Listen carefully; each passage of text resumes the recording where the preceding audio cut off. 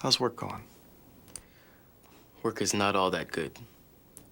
Wayne, a buddy of mine from work, he just isn't pulling his weight.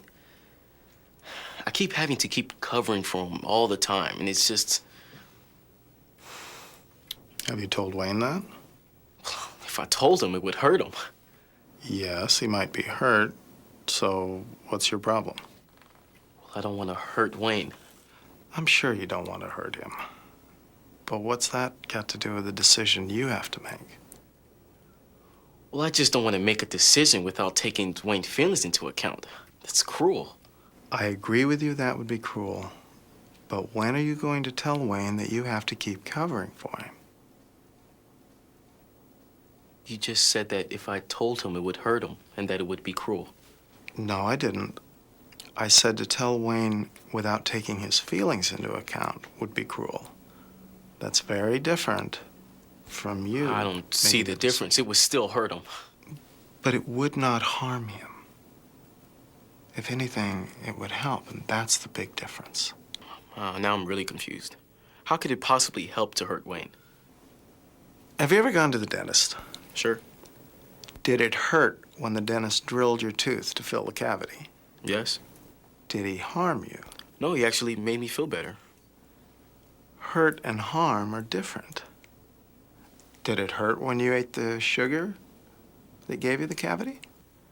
No, it tasted good. Did it harm you?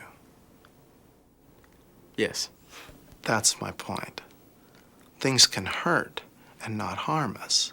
In fact, they can be very good for us.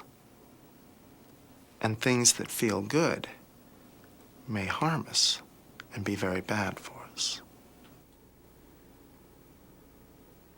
That analogy with the visit to the dentist helped Jason understand law number 6, the law of evaluation.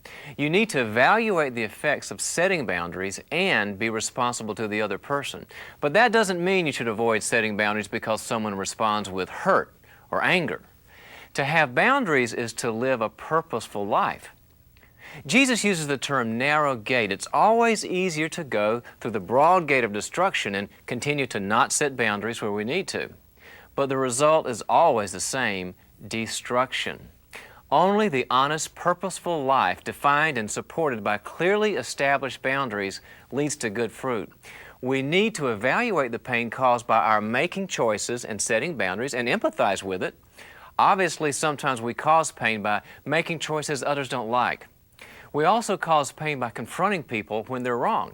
But if we do not share our anger with another, bitterness and hatred can set in. We need to be honest with one another about how we're hurt.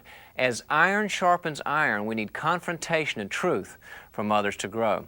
No one likes to hear negative things about him or herself, but in the long run, hearing those things may be good for us. The Bible says if we are wise, we will learn from such confrontations. Admonition from a friend, as well as admonition given to a friend, while it can hurt, can also help. And that is law number 6. We need to evaluate the painful effects caused by setting boundaries and by the confrontations that come with enforcing those boundaries, and we need to see how that hurt is helpful.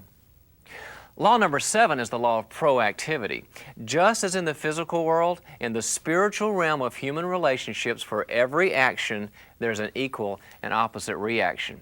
After years of compliance, for example, a person's pent-up rage may explode, and reaction phases like that might be necessary just for the establishment of boundaries, but they are not sufficient. Once you've reacted, it's now time to rejoin the human race and establish connections as equals, beginning to love your neighbor as yourself.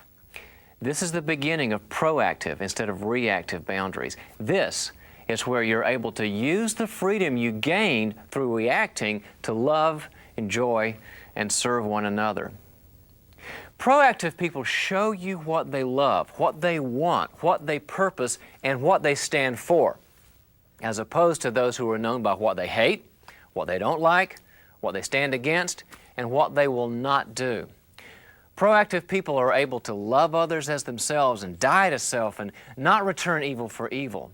Spiritual adulthood calls you to own your own reactive period and feelings and then move on from that stage. A reactive stage is necessary, but it's just a stage.